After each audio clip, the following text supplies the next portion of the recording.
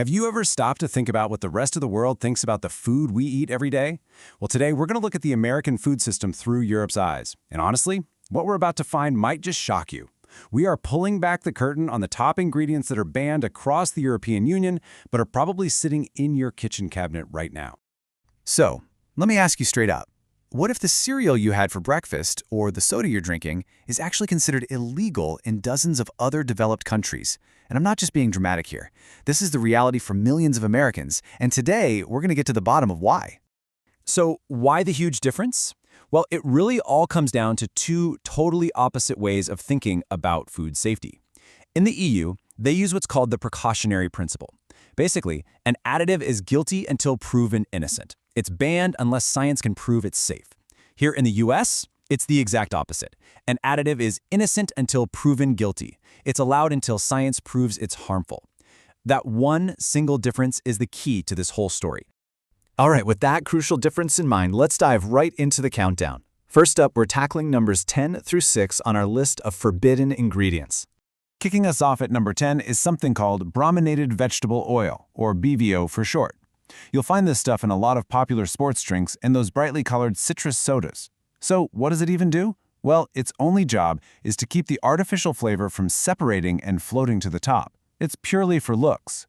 So what's the big deal? Well, BVO contains bromine. Yep, the same element found in flame retardants. It can build up in your body and potentially lead to some pretty serious neurological issues like memory loss or skin and nerve problems. That's a big red flag, and it's exactly why it's been banned for years in the European Union, Japan, and India. And coming in at number 9, we have another bromine-related ingredient, potassium bromate. You know how some store-bought bread is almost unnaturally white and fluffy? Well, this chemical is often the secret weapon. It strengthens the dough, allowing it to rise higher and giving it that perfect soft texture. And this is a big but. Health agencies have classified potassium bromate as a possible human carcinogen. That's right, it's potentially cancer-causing. And that risk is why it's completely banned from food in the EU, Canada, and even China. And yet, it's still found in tons of breads and baked goods on US shelves. At number 8, we've got something you see everywhere, artificial food dyes. We're talking about things like Red 40 and Yellow 5. These chemicals have absolutely zero nutritional value. Zilch, nada. They exist for one reason and one reason only, to make food, especially food marketed to kids, like cereals and candy, look incredibly vibrant and maybe a little more fun to eat. Now get this. In Europe, any product containing these dyes has to carry a warning label that says it may have an adverse effect on activity and attention in children. Think about that. That warning was so concerning that most European companies just decided to remove the dyes altogether instead of putting that on their packaging. Here in the US, no warning required. All right, number 7 is rBGH. It's a synthetic growth hormone that's injected into a lot of American dairy cows. Why? Simple. It forces them to produce more milk, which means more money for the producers. But as you might guess, that extra production might come with a hidden cost to our health. So here's the chain of events. The rBGH injections lead to higher levels of another hormone in the milk called IGF-1, and that's where scientists get worried. Some major studies have linked elevated levels of IGF-1 to an increased risk for several types of cancer. It's precisely this link that has led over 30 countries, including the entire EU and Canada, to say no thanks and ban it completely. And rounding out our first batch at number 6 is Ractopamine. This is actually a drug that's added to the feed for a huge portion of the pigs, cows, and turkeys raised in the United States. It's not a medicine to keep them healthy, it's a growth promoter that helps them pack on lean muscle right before slaughter. Again, it all comes down to producing more meat more efficiently. Just take a look at this chart. It pretty much says it all, doesn't it? Over 160 countries. That's most of the world, including the EU, China, and Russia, have banned ractopamine because of concerns about how it might affect the human heart. Yet the United States remains one of the very few countries where it's still widely used. Okay, we are now entering the top 5. If you thought the last few were concerning, these next ingredients are not only controversial, but are some of the most common things you'll find in the American food supply. Number 5 isn't just an ingredient, it's a whole process, and it has a name that's designed to get your attention: Chlorine-Washed Chicken. And yes, it is literally what it sounds like. Chickens processed in the US are often given a chlorine bath at the end of the line. But here's the really fascinating part. Europe's ban on U.S. chicken isn't actually about the fear of people eating trace amounts of chlorine. Their argument is deeper than that. They believe that relying on a chemical bath at the very end can let farmers get away with poor hygiene and unsanitary conditions all the way through the animal's life. It's seen as a shortcut that masks bigger problems. Coming in at number 4 are BHA and BHT. You've probably seen these letters on a million ingredient lists and never thought twice about them. They are synthetic preservatives.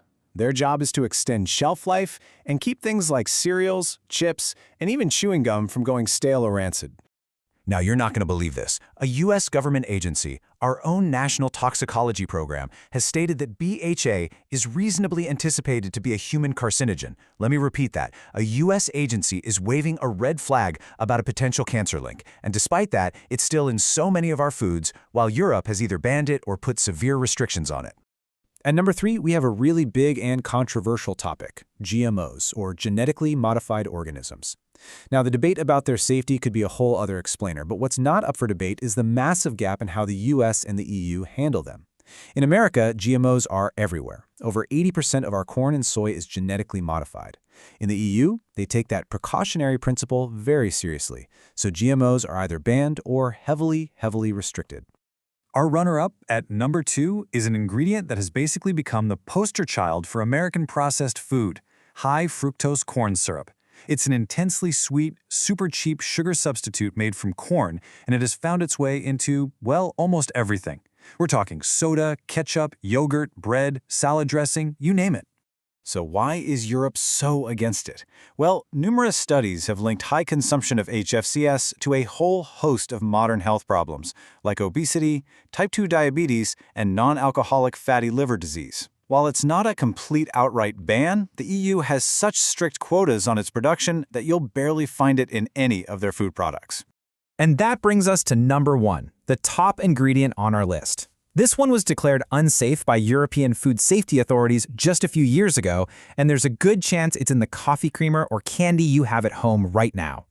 The number 1 banned food additive in the EU that's still common in the US is titanium dioxide. It's a chemical whitening agent. Its only purpose is to make things like frosting, coffee creamers, and candies like Skittles look brighter and more opaque. But in 2021, the European Food Safety Authority took a fresh look and concluded it could no longer be considered safe. The big concern?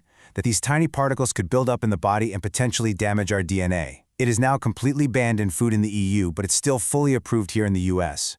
Wow. Okay, so after that entire list, you're probably sitting there thinking, so what am I supposed to do now? How do you take all this information and actually use it to make better choices at the grocery store? And I want to be really clear about this. The point of this explainer is not to freak you out. It's not about fear. It's about education. Because at the end of the day, knowledge is power. And knowing what's actually in your food is the single most powerful tool you have. So here are a few simple, actionable steps. First, just start reading the labels. I mean really reading them, not just the calorie count on the front, but the tiny ingredient list on the back. Second, choosing organic produce and meat is a great way to automatically avoid things like rBGH, Ractopamine, and GMOs. And finally, the simplest rule of all, try to eat fewer processed and packaged foods. The closer food is to its natural state, the less likely it is to contain any of this stuff. So I'll leave you with one final question to chew on.